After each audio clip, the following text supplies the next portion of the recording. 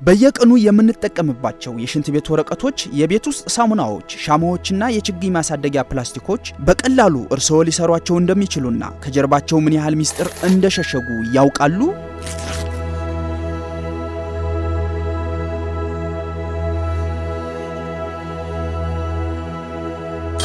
ብዙዎቻችሁ የራስዎን ቢዝነስ ለመጀመር አለያም አነስተኛ ማምረቻ ፋብሪካ ለማቋቋም ስታስቡ መጀመሪያ ጭንቅላታችሁ ውስጥ የሚመጣው ትልቅ ካፒታል፣ የቢሊየን ብሮች ኢንቨስትመንትና ውስብስብ ማሽነሪዎች ናቸው። ነገር ግን እውነታው ሌላ ነው። ቻይና ዛሬ የዓለማችን የማኑፋክቸሪንግ ልብ ለመሆን የበቃችው በግዙፍ ፋብሪካዎች ብቻ ይመስላችኋልን? ፍጹም አይደለም።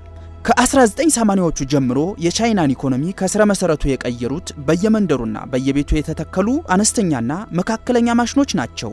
አንድ ተራ የቻይና ገበሬ በቤቱ ባስቀመጣት ትንሽ ማሽን የጥርስ መፋቂያ ወይም ፌስታል እያመረተ ራሱንም ሀገሩንም ቀይሯል። ዛሬ ላይ ይህ ዕድል ወደ ኢትዮጵያ መጥቷል።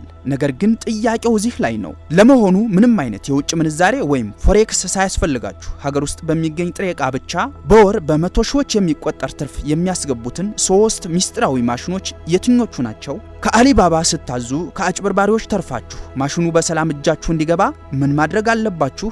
ደግሞ መንግስት ለማኑፋክቸሪንግ ዘርፍ የፈቀደውን ከቀረጥ ነፃ ወይም ዲዩቲ ፍሪ መብት ተጠቅማችሁ ያለምንም ታክስ ማሽኑን እንዴት ማስገባት ትችላላችሁ? በዚህ ልዩ የዲጂታል አሻራ ዶክመንተሪ አዋጭ ማሽኖችን ከመምረጥ ጀምሮ አዲሱን የሀገራችንን የባንክ የፎሬክስ አሰራር እንዲሁም የጉምሩክ ሂደቶችን ጨምሮ ሙሉ የቢዝነስ ቀመሩን በደረጃ እንፈተዋለን። እስከ ቪዲዮ መጨረሻ አብራችሁን ቆዩ። በመጨረሻም እጅግ ወሳኝ መረጃ የምንነግራችሁ ይሆናል።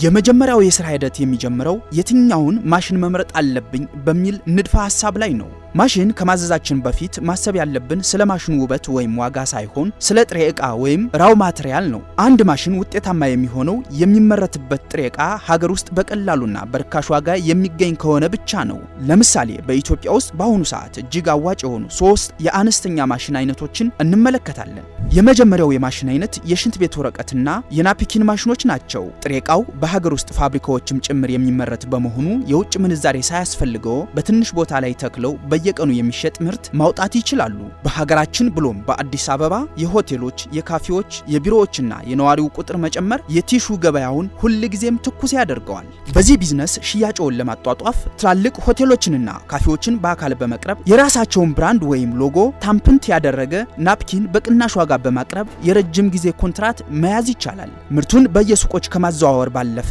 ለትላልቅ ጅምላ አከፋፋዮች በጥቅል መስጠት ፈጣን የገንዘብ ዝውውር እንዲኖረዎት ያደርጋል። ሁለተኛው የማሽን አይነት የችግኝ ማሳደጊያ ፕላስቲክና አነስተኛ የፌስታል ማሽኖች ናቸው። በተለይ አረንጓዴ አሻራንና የተከላ ፕሮግራሞችን ተከትሎ በየዓመቱ በሚሊዮን የሚቆጠሩ የችግኝ ማሳደጊያ ፕላስቲኮች ፍላጎት በከፍተኛ ሁኔታ ጨምሯል። ማሽኖቹ አነስተኛ ቦታ የሚይዙ፣ አሰራራቸው ቀላልና ጥሬ ዕቃቸው ወይም የፕላስቲክ ፍርፋሪ ሀገር ውስጥ በሰፊው የሚገኝ ነው። በዚህ ዘርፍ ገበያውን ለመቆጣጠር በየክልሉና በየዞኑ ከሚገኙ የግብርና ቢሮዎች፣ ከግል ችግኝ ጣቢያዎችና ከአካባቢ ጥራት ጋር ቀጥተኛ ትስስር መፍጠር ብልህነት ነው።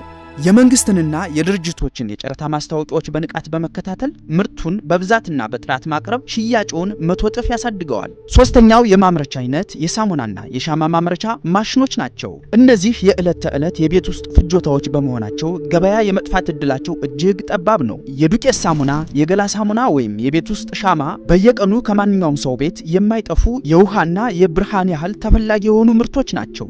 በዚህ ቢዝነስ ውስጥ ስምዎን ለማስጠራት በምርቱ ጥራት፣ መዓዛና ማሸጊያ ላይ መስራት አለብዎት። መጀመሪያ አካባቢ በሰፈር ውስጥ ላሉ ሱቆችና ሱፐርማርኬቶች በቅናሽ ወይም በብድር በማስገባት ደንበኛ ማፍራት ይቻላል። እንደ ማህበር ከተደራጁ ደግሞ የመንግስት መስሪያ ቤቶች፣ ትምህርት ቤቶችና ሆስፒታሎች ሳሙናን በብዛት ስለሚጠቀሙ የእነርሱን ፍላጎት ማሟላት ትልቅ ገቢ ያስገኛል። ማሽኖቹን በሚመርጡበት ጊዜ የኤሌክትሪክ ፍጆታቸውን ማስተዋል ግድ ይላል። አብዛኞቹ አነስተኛ ማሽኖች በቤት ውስጥ መስመር ወይም ሲንግል ፌዝ ከ220 ቮልት በታች መስራት የሚችሉ በመሆናቸው የኢንዱስትሪ ኃይል ደረጃ 3 ወይም ስሪፌዝ የሚባለውን ኃይል ፍለጋ የሚባክነውን ጊዜና ወጪ ያድንልዎታል። ሁለተኛው የሥራ ሂደት የሚጀምረው ማሽኑን ከአሊባባ ላይ መምረጥና ማዘዝ ላይ ነው። አሊባባ የዓለም ትልቁ የጅምላ መገበያያ ቢሆንም ከአጭበርባሪዎች ለመራቅ በጥንቃቄ መጓዝ አለብዎት። በድረገጹ ላይ ማሽኖችን በሚፈልጉበት ጊዜ ማጣሪያው ላይ 2 ዋና ዋና ነገሮችን ማብራራት አለብዎት። ትሬድ አሹራንስና ቬሪፋይድ ሳፕላየር። ቬሪፋይድ ሳፕላየር ማለት የአሊባባ ተወካዮች በአካል ሄደው የፋብሪካውን ህጋዊነት ያረጋግጡ ማለት ሲሆን ትሬድ አሹራንስ ደግሞ የከፈሉት ገንዘብ እቃው እጅዎ ሳይገባ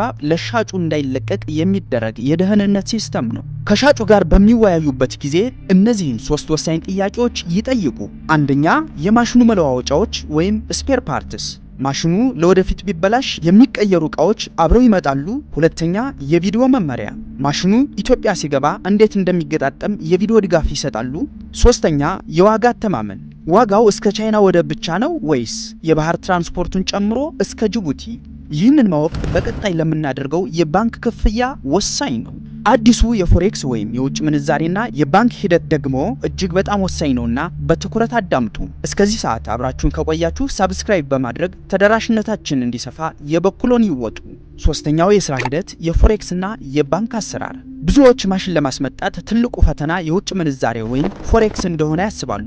ነገር ግን በኢትዮጵያ እየተተገበረ ባለው አዲስ የማክሮ ኢኮኖሚ ሪፎርም ምክንያት የውጭ ምንዛሬ አቅርቦት በባንኮች ዘንድ ከቀድሞው በተሻለ ሁኔታ እየተቀላጠፈ ይገኛል። ማሽኑን ለማስመጣት በመጀመሪያ ከአቅራቢው ፕሮፎርማ ኢንቮይስ ወይም የዋጋ ዝርዝር ሰነድ ይቀበላል።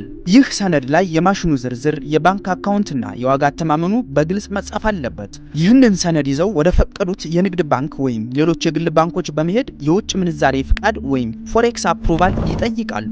ክፍያው በሁለት መንገድ ሊፈጸም ይችላል። የመጀመሪያው ኤልሲ ወይም ሌተር ኦፍ ክሬዲት ሲሆን ባንኩ ለቻይናው ሻጭ እቃው መጫኑን የሚያረጋግጥ ሰነድ ወይም ቢል ኦፍ ላንዲንግ ሲያይ ብቻ ክፍያ የሚፈጽምበት እጅግ አስተማማኝ መንገድ ነው።